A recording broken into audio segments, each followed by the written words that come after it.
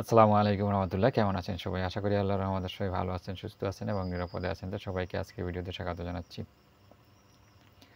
আজকের এই ভিডিওতে আমি আপনারা যারা 18তম শিক্ষক নিবন্ধন পরীক্ষায় উত্তীর্ণ হয়েছেন, এখন ষষ্ঠ গণবিজ্ঞপ্তির পূর্বে আপনাদের করণীয় কী এবং কোন কাজটি করা অত্যন্ত গুরুত্বপূর্ণ, এই বিষয়টি নিয়ে আলোচনা করব। তো যারা ভিডিওটি প্লে করছেন সবার কাছে রিকোয়েস্ট সম্পূর্ণ দেখবেন, আর যারা আমার চ্যানেলে নতুন প্লিজ চ্যানেলটি সাবস্ক্রাইব করে পাশে বেল আইকনে ক্লিক করে দিবেন।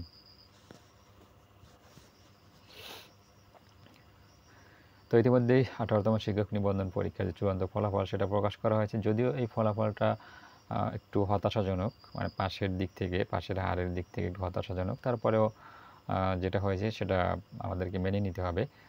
তো এখন যারা 18তমতে উত্তীর্ণ হয়েছেন, আপনাদের করণীয় কী? আসলে এই যে কয়েকটা দিন আছে, ষষ্ঠ গণবিজ্ঞপ্তি প্রকাশের যে কয়েকটা দিন বাকি আছে, আমরা যদি ধরি 16 তারিখে, জুনের 16 তারিখে ষষ্ঠ গণবিজ্ঞপ্তি প্রকাশ করা হয়, তাহলে 10 দিন বাকি আছে। এই 10 দিনে আপনাদের কী করণীয়? এই বিষয়টাই আমরা আজকে আলোচনা করব। তো একটা গণবিজ্ঞপ্তি আসার পরে একজন নিবন্ধনকারীর যে কাজগুলো থাকে তার মধ্যে অন্যতম যে বিষয় সেটা হচ্ছে যে আপনি কোন প্রতিষ্ঠানে আবেদন করবেন বা আপনার যে প্রতিষ্ঠান চয়েস সেটা আগে ঠিক করতে হবে। যদি আপনি আপনার প্রতিষ্ঠান চয়েসের ক্ষেত্রে কোনো রকম ভুল করে থাকেন তাহলে আপনার চাকরি নাও হতে পারে। কারণ প্রতিষ্ঠান চয়েসটা যদি ঠিকঠাক মতো না হয় তাহলে আপনাকে এনটিআরসি চাকরির জন্য সিলেক্ট করবে না।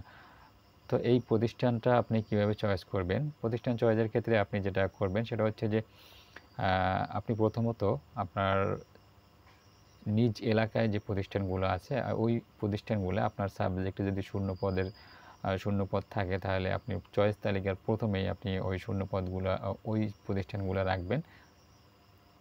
আমরা জানি যে 40টা প্রতিষ্ঠানে বিগত দিনে ওই নিয়মে যদি ষষ্ঠ গণবিজ্ঞপ্তি হয় তাহলে আপনি 40টা প্রতিষ্ঠান চয়েস দিতে পারবেন।